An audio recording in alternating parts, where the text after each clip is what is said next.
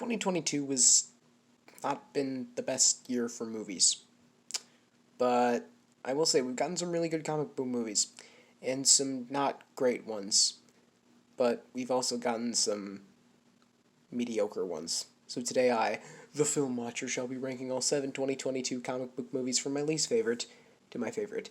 Let's hope this goes quickly. Number 7, last place, is Morbius.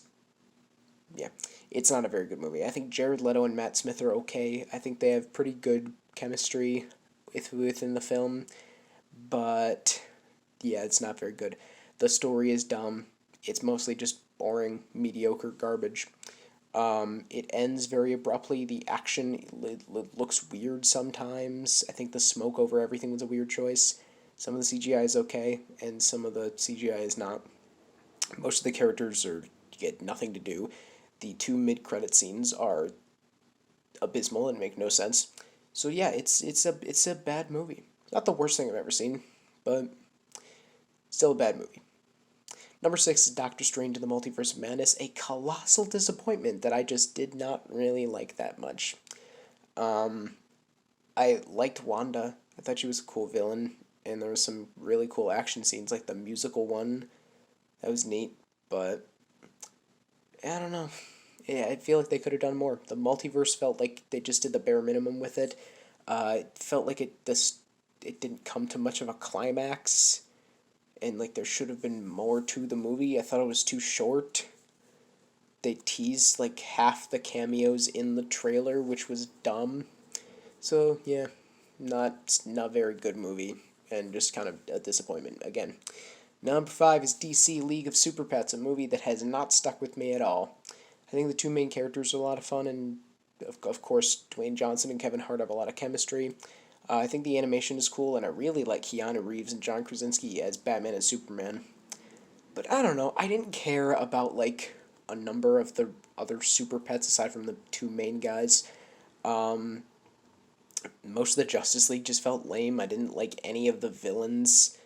Um, and yeah, I mean, it was pretty funny for the most part. Not a lot of it has stuck with me though. So it was better than I was expecting it to be. I'll give it that. Like, it was actually kind of funny, but still not a great movie.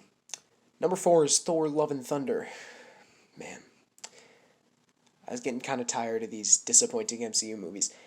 This one I think gets better as it gets along. I like what they did with Jane. I really like Gore. I think he's a cool villain. Wish he got to be on screen more and actually butcher some gods, because he butchers like one, and there's a whole assembly full of gods. He is nowhere to be found.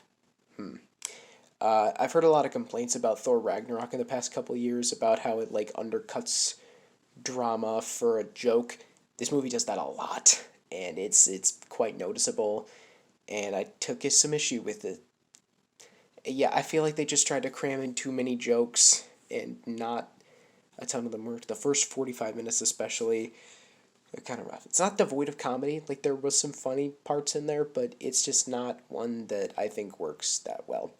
Number 3 is Black Adam, a movie that I actually did really enjoy. It was funny. The action was really cool. I think Dwayne Johnson was really well cast in the role of Black Adam, and he got some really cool moments where he wasn't just playing himself, so that was cool.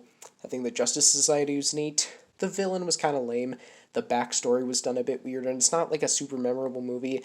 The characters aren't that interesting, but either way, I had fun with it. Number 2 is Black Panther: Wakanda Forever, a deeply emotional film that I really, really liked. It was a nice return to form for the MCU. I think it was a little bit better than the first movie. It looked great. I think it looked a lot better than the first movie, the action especially. Namor was an awesome villain, and I think it dealt with the passing of Chadwick Boseman in a natural feeling way, even though it wasn't really natural and kind of the way it happened, because you can tell what the story would have been if he had been there, but I think the movie works with him not being there and pays tribute to him nicely, and every character gets like a really nice moment to shine, at least one for all of them. And it really demonstrates like these side characters from the first movie are good enough to lead their own movie themselves. So yeah, really, really good movie that I thought was just spectacular. But number 1, Yeah, I gotta go with the Batman. It was just such a cool experience to get like this full on Batman detective story. All the performances were awesome. The movie cinematography is absolutely gorgeous. The score is great. I think Matt Reeves's whole Gotham world was really cool. I liked all of the characters.